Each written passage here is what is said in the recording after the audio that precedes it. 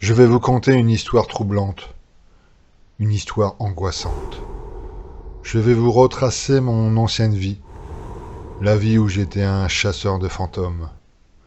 Bien que je n'ai jamais cru à ces choses, je suis devenu un chasseur de fantômes réputé sur le net. Mon aventure a des millions de vues. Mes abonnés sont de plus en plus nombreux. On en compte des millions. J'avais mis ce projet sur rail il y a de cela 3 ans maintenant. Bien que la France soit profondément cartésienne, le paranormal commence à cartonner sur le petit écran et sur les réseaux sociaux. Ce truc venait d'Amérique, tout vient d'Amérique de nos jours. Et il y avait énormément de fric à se faire. L'idée d'attraper des entités et de les filmer venait de mon petit frère José. José n'était pas un intellectuel, José n'était pas non plus un manuel, José était un télévore. Il passait tout son temps libre, et il en avait beaucoup, à regarder des trucs débiles à la télévision. Un jour, en voyant que je n'arrivais à rien dans la vie, José me fit découvrir une émission de télé-réalité qui cartonnait aux États-Unis. Ghost Hunters. Je vis immédiatement l'argent affluer dans mon compte en banque. J'allais devenir riche en faisant flipper les gens sur Internet.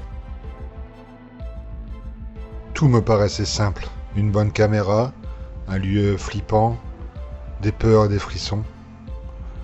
On met le tout sur YouTube et les annonceurs se bousculeraient à ma porte. Je dois avouer qu'au début, la chaîne était un véritable gouffre. Ma première vidéo dura à peine 10 minutes. L'image était pourrie, le son était très mauvais, le suspense était à zéro. J'étais au milieu des vaches et je criais « Y a-t-il un fantôme par ici ?» José, qui était caché derrière un arbre, répondait « Oui, je suis le fantôme !» On n'a eu que 2 vues, la mienne et celle de José. Et enfin, il y a eu cette mission, et c'est là que je suis devenu une véritable star. Mais ce n'est pas du tout pour ce que je croyais. C'est José qui a trouvé l'endroit pour cette ultime vidéo. Un hôpital psychiatrique sur la ville de Saint-Venant, dans la région des Hauts-de-France. Les hôpitaux psychiatriques ont toujours fasciné les gens. Vous y rajoutez un fantôme ou deux, des hurlements, des lumières vertes, et c'est le buzz assuré.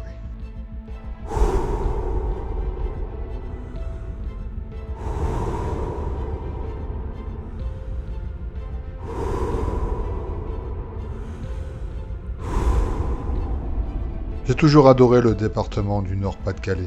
Les gens sont sympas, la bière excellente, mais je dois avouer que les frites sont un peu trop grasses.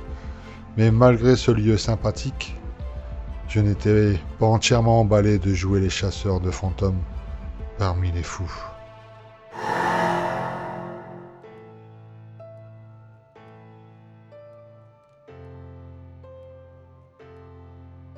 D'après José, c'était la chance de notre vie. YouTube allait adorer. Cette andouille avait raison, mais le prix, je ne le savais pas encore, était bien trop élevé. D'après José, le gardien de nuit de cet hôpital pour fous croisait des fantômes pendant ses rondes.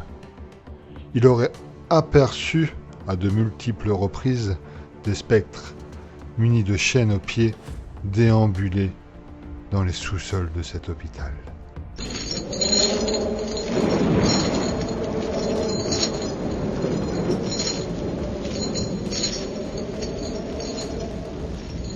Notre chance, d'après José, c'était que l'enquête se passerait de nuit, à l'abri des regards, donc pas besoin d'autorisation spéciale.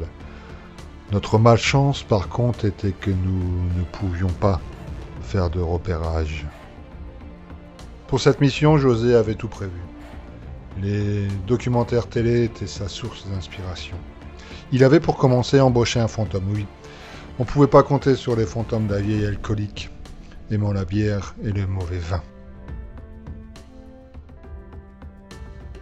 Paul, son ami d'enfance, sans emploi comme lui, était un excellent choix. Il avait une voix métallique venant d'outre-tombe.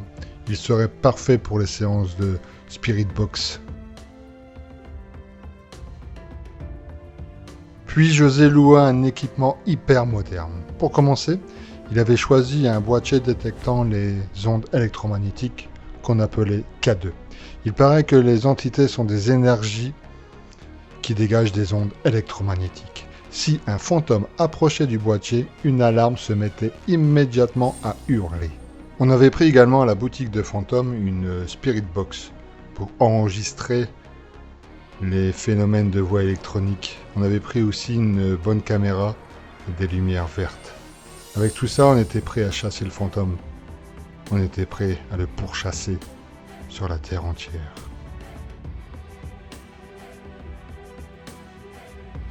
Vers minuit, heure des loups-garous, la ville de Saint-Venant nous accueillit en silence. Tout le monde dormait. Personne pour mettre des bâtons dans les roues de la Twingo à José. Arrivé sur le parking de l'hôpital, le vieux gardien nous accueillit. Il était aussi rouge que sa bouteille de vin.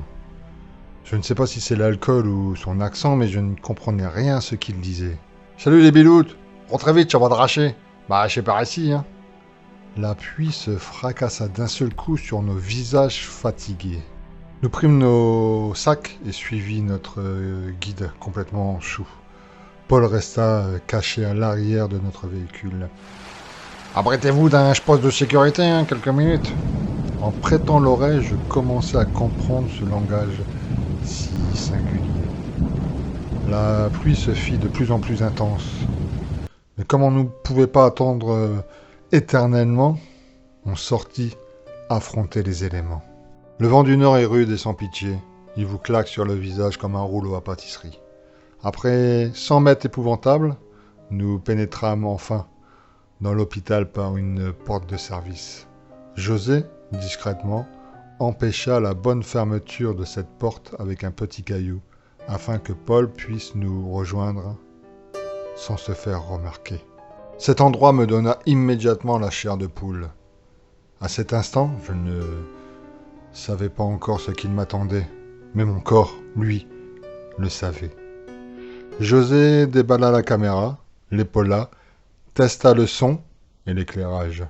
Les lumières vertes soulignaient mon visage tendu. Je pris le détecteur électromagnétique de la main droite, comme indiquait le manuel, et tendis mon pouce devant la caméra pour signaler à José que j'étais prêt. Le gardien nous amena dans les sous-sols, là où il pensait avoir vu des fantômes. La chaufferie faisait un boucan d'enfer. Les murs étroits s'effritaient à notre passage, et les toiles d'araignée me griffaient sans cesse le visage. De plus, ce lieu était laissé à l'abandon depuis des années. On pouvait voir des fils électriques dénudés se balader comme des serpents les longs des murs. José me demanda d'être prudent. Le courant électrique pouvait tuer une vache en quelques minutes. José filma le moindre de mes gestes.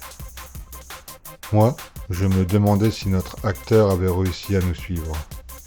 Mon frangin me fit signe discrètement de la main de commencer. Je pris une longue respiration et récitai mon texte, comme lors de la répétition. Bonjour fantôme, je m'appelle Steve, et je suis venu en ami. Nous sommes le 1er mars 2020. Si vous ne voulez pas de ma présence, faites sonner le K2. C'est le petit boîtier noir que je tiens dans la main droite. José zooma sur l'appareil en question. L'aiguille ne bougea pas d'un millimètre. José me fait signe de continuer. Je suis un chasseur de fantômes, mais je ne suis pas ici pour vous chasser. Je veux simplement entrer en contact avec vous et vous aider si je peux. José zooma à nouveau sur l'appareil. On avait atteint le maximum. Un voyant rouge s'alluma, faisant sonner l'alarme stridente. José pointa la caméra sur mon visage effrayé. Comme à la répétition, notre acteur avait allumé son téléphone portable afin de créer un champ électromagnétique qui fit hurler le K2 face à la caméra. Je fis semblant d'être paniqué et de chercher mes mots. Si tu es un ancien patient, fais sonner le K2. Une nouvelle fois. L'appareil sonna par miracle. C'est l'heure de faire une séance de Spirit Box, dis-je devant la caméra. Nous allons écouter ce que ce fantôme a à nous dire. Je sortis l'enregistreur numérique et attendis quelques secondes pour que notre comédien se tienne prêt. Je ne le voyais pas, mais il était là, comme nous l'avions prévu. Fantôme, dis-moi ton nom. Je suis Lucien le fantôme. Le gardien fut épouvanté. Il dessoula en 2 secondes. Cet abruti se sauva comme un lâche. C'est à ce moment-là qu'il me bouscula et me fit toucher un des fils électriques. Mon corps était étalé sur le sol poussiéreux. J'avais l'impression que mon cœur s'était arrêté de battre. Mon visage était pâle et mes lèvres bleutées. Dans un brouillard étrange, j'aperçus mon frère. Celui-ci semblait extrêmement paniqué. Il filmait toujours et la caméra était braquée sur mon corps. Paul semblait crier, mais je ne pouvais pas l'entendre. Je vis des larmes couler sur les joues de mon frangin. Ce crétin pleurait. Il pleurait, mais pour quelle raison? En tout cas, cela ne l'empêcha pas de filmer. « José !» dis-je. « Arrête de filmer, arrête de pleurer, arrête de filmer, arrête de pleurer comme un enfant, je vais bien !» Cet abruti avait les oreilles bouchées. « Tu es devenu sourd ou quoi? Je te dis que je vais bien, arrête ta blague !» J'avançai d'un pas. Le détecteur de champ électromagnétique s'agita. Paul l'enleva de mes mains et le désigna à la caméra. « Bonjour fantôme, je m'appelle Paul, je suis venu en ami. » Devant cette scène sortie tout droit d'un mauvais film, je reculai d'un autre pas. Le K2 s'arrêta. « Si vous êtes réellement un fantôme, venez à côté du K2. C'est le petit boîtier noir que je tiens dans la main. » insista Paul sous le regard intrigué de la caméra. « Je suis un chasseur de fantômes, mais je ne suis pas ici pour vous chasser. Je veux simplement entrer en contact avec vous et, si je peux, vous aider. » Là, c'était certain, il me faisait une blague. Mais le plus surprenant, c'était que je voyais mon corps sur le sol. On aurait dit que j'étais mort. « Fantôme, dis-moi ton nom !» hurla Paul. « Je sais que tu es là, les appareils électromagnétiques ne peuvent mentir. Fantôme, dis-moi ton nom !» hurla à son tour José. Paul avança dans ma direction. « Fantôme, dis-nous ton nom !» Le K2 sonna de plus en plus fort. « Fantôme, dis-nous ton nom !» Le K2 hurla de toute sa puissance. « Fantôme, dis-nous ton nom !»« Steve !»